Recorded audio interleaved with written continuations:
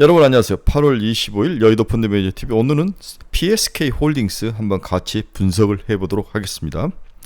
네, PSK 홀딩스는 목표 가격은 저는 한 35,000원 정도 수준을 보고 있고요. 니플로 장비사들의 성장이 지속될 전망이다.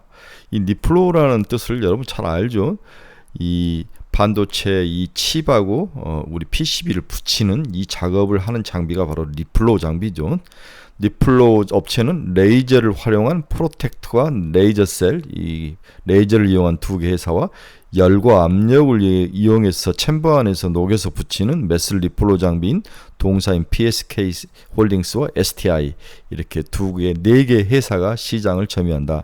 다시 한번, 레이저를 이용하는 것은 프로텍과 레이저셀이고, 다음에 일반적으로 사용되는 진공 그 챔버 안에서 녹여서 만드는 그러한 니플로 장비를 하는 회사는 동사와 STI다. 이렇게 서로 성격이 다르죠. 따라서 동사 PSK 홀딩스는 챔버 안에서 녹여서 나는 메스 니플로 장비를 만든 회사이다. 이렇게 이해를 하시면 될 것 같아요. STI와 똑같은 일을 한다. 이렇게 보고 있습니다. 프로텍이나 레이저셀처럼 레이저를 이용하는 여기서 붙이는 장비는 아니다. 이렇게 또 구분도 하셔야 될 것 같습니다. 동사의 주가 추이를 봅시다. 어제 좀 올랐죠. 어제 많이 올라서 28,000원대까지 주가가 올랐는데, 전고점이 이제 35,000원이니까 제가 1차 목표를 35,000원 전고점을 써놨는데, 일단 이것을 터치하는 게 중요하다. 그래서 지금 TSMC 발, 다음에 이제 HBM, 그 다음에 엔비디아, 이렇게 연결되어 있는 이 구조상에서 동사가 어떤 역할과 어떤 그 이득을 보는지, 이게 움직이면 함께 같이 움직이죠. 프로텍, STI, PSK 홀딩스, 레이저셀, 이 세 개가 함께 네 개가 함께 움직이고 함께 빠지고, 물론 그 안에서 편차는 있을 수 있지만은 어떤 섹터가 한 묶음으로 움직인다, 이러한 특성을 가지고 있다.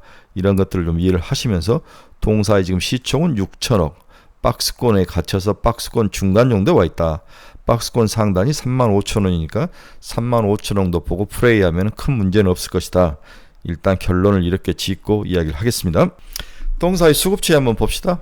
외국인들이 지속적으로 팔다가 한 이틀 사는 거죠. 네, 국내 기관들은 주로 매수 형태를 나타났는데, 이제 엔비디아가 실적 발표를 하면서 시장의 미래 먹거리는 우상향 고려라는 것을 분명히 이야기를 했기 때문에, 동사와 관련된 서프라이 체인에 있는 기업들이 어떤 혜택으로 어떤 수혜를 받을 것인지를 한번 지켜봐야 될 것 같아요.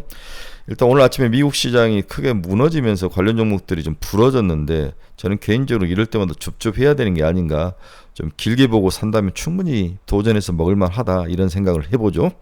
자, 그러면 지난번 이틀 전에 발표될 엔비디아 실적 발표를 통해서 왜 이런 니플로 장비들이 중요한지 한번 보도록 하겠습니다.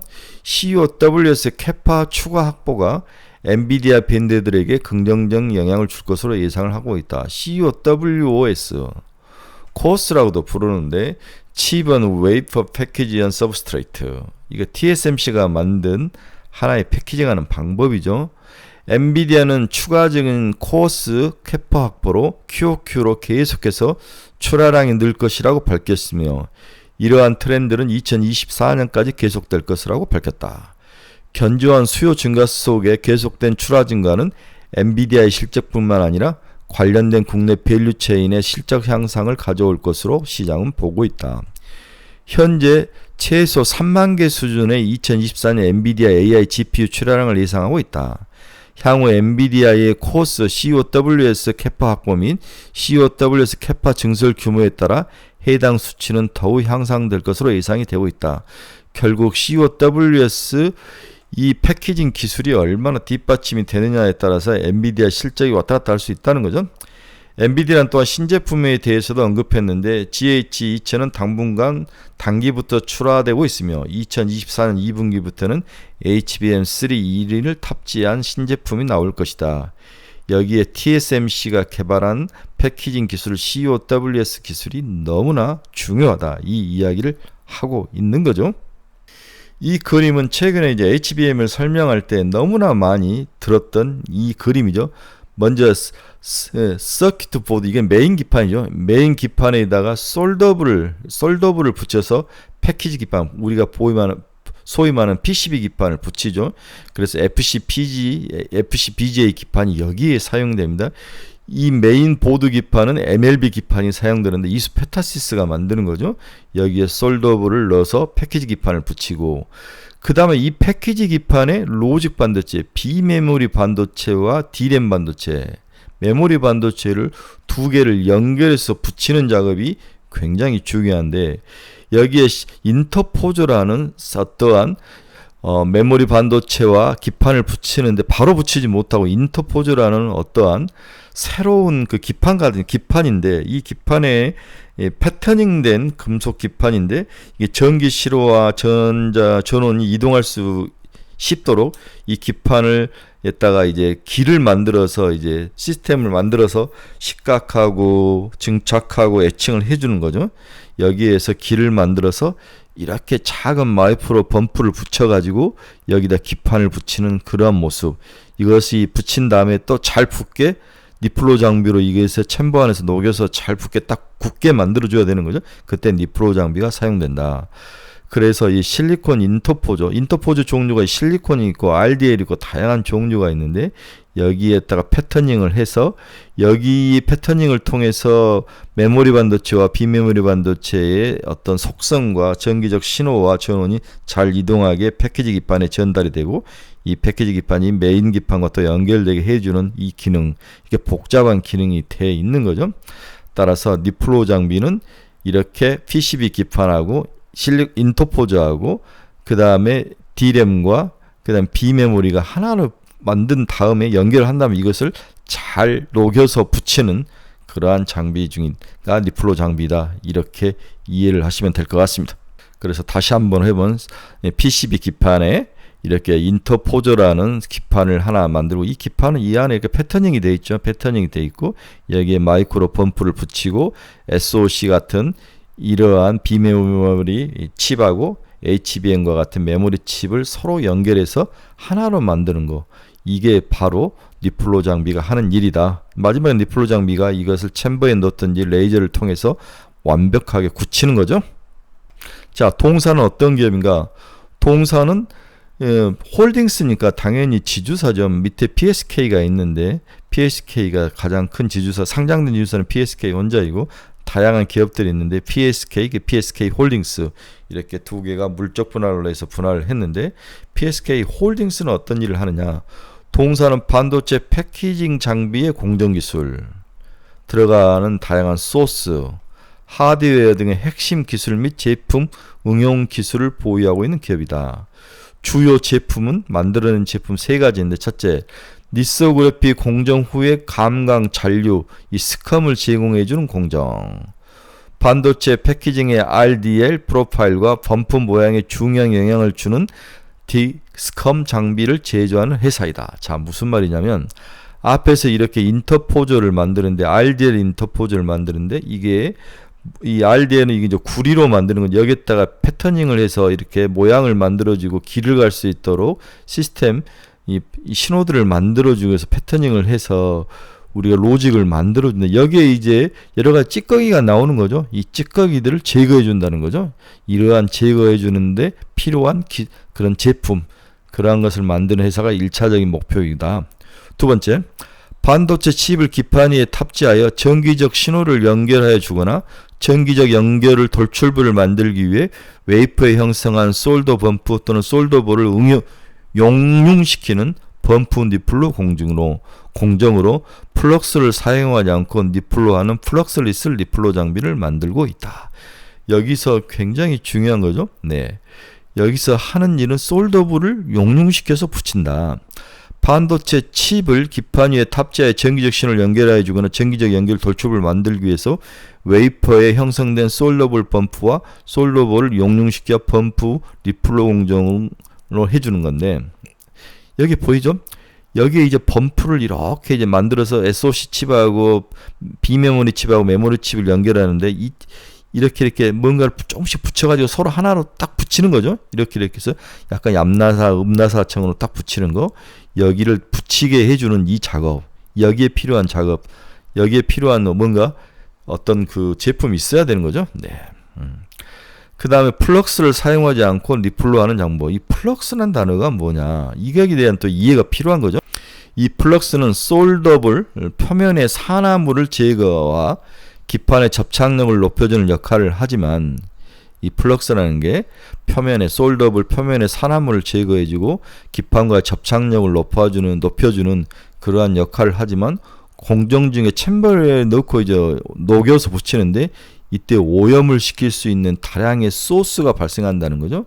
그래서 이런 오염을 시킬 수 있는 다양한 소스가 없는 그런 플럭스리스 이것을 만들어서 주는 그러한 기계라는 거죠. 동사가 이번에 공급한 플럭스 리플로우 장비는 특화된 설계 노후와 차별한 기술을 통해서 플럭스가 발생시키는 오염 현상을 극소화하고 챔버 내부의 상태를 최적화를 유지하여 공정 진행에 매우 탁월한 성능을 가진 장점이 있는 그러한 제품을 만들었다. 이렇게 이해를 하시면 될 것 같아요. 다시 돌아서 인터포저의 패터닝을 생길 때 나오는 그러한 잔류물, 스컴을 제거하는 그러한 장비. 두 번째는 반도체 칩을 기판에 붙여야 되는데 이렇게 미세한 마이크로 범프를 이용해서 붙이는데 이것을 이제 챔버 안에서 이렇게 녹여서 붙이는데 그때 여러 가지 이물질이 나오는데 이 이물질이 나오지 않도록 해주는 그러한 장비. 이 장비를 만든다는 거죠. 세 번째는 실리콘 웨이퍼, 액정유리 기판, 하드 기판 등의 세정에 사용되는 초순수 DI 워터를 할로겐 램프로 가열하는 핫 DI 워터 가열 장비를 또 만들었다. 뭐 또 이런 문제도 초순수를 만들어내는 또 기계 장비를 가지고 있네요. 그렇죠? 네.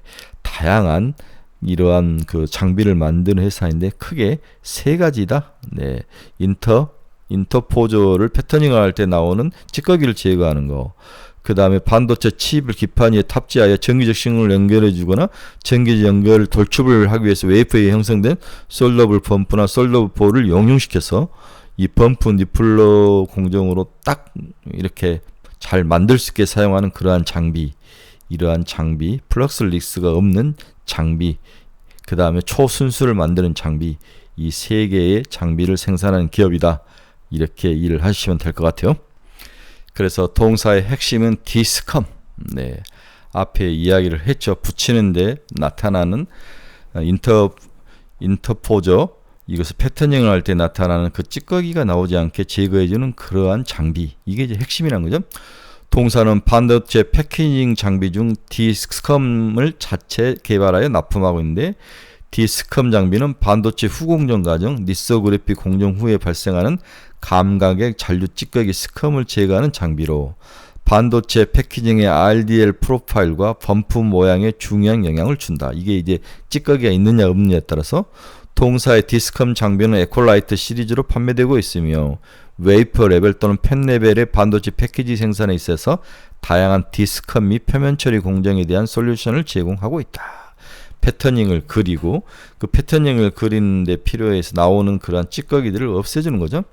특히 표면 처리 공정은 패키지 공정에 필요한 필링 코팅 전 또는 RDL 애칭 후에 막질 표면의 성질을 개선시키거나 잔류물을 제거함으로써 각 필름이나 중간의 접착력, 기타 누설 전류의 개선을 목적으로 하는 것으로 동사의 장비는 높은 시각 속도 및 높은 균일성을 구현하며 높은 시즌의 COO, 코스트 오브 오너십 및 컴팩트한 풋프린트의 공정 솔루션을 제공하고 있다. 이 부분은 좀 이해하기 어려운 문제는 또한 다양한 크기의 PLP, WLP 및 소재의 대응이 가능하며 펜아웃 기술과 같은 하이엔드 반디지 패키지 공정을 위한 솔루션도 제공을 하고 있다. 디스컴 장비 정도만 이해를 하시면 될 것 같아요. 네, 이렇게 반도체 회로에 패터닝을 그리다가 남은 찌꺼기들이 결국에는 문제를 일으키는데 그것을 해결해주는 장비다. 이렇게 이해를 하시면 될 것 같습니다. 동사는 지주사죠. 작년에 매출액 728억, 영업이익 169억. 영업이익이 계속 주네요. 2021년 226억, 작년에 169억. 올해도 뭐 그렇게까지 좋을 것 같지는 않은데 일단 니플로 장비, 그 다음에 TSMC의 COWOS 이러한 큰 어떤 패키징, 아주 뭐 어드밴스된 패키징 공정에서 동사의 장비가 수요가 늘어나고 증가하고 기술이 더 진보되고 많이 사용되고 이러한 것에 대한 기대감은 확실히 있다. 이렇게 이해를 하시면 될 것 같습니다. 35,000원 정도면 충분히 1차 목표 가격으로 정할 만하다 이렇게 볼 수 있습니다.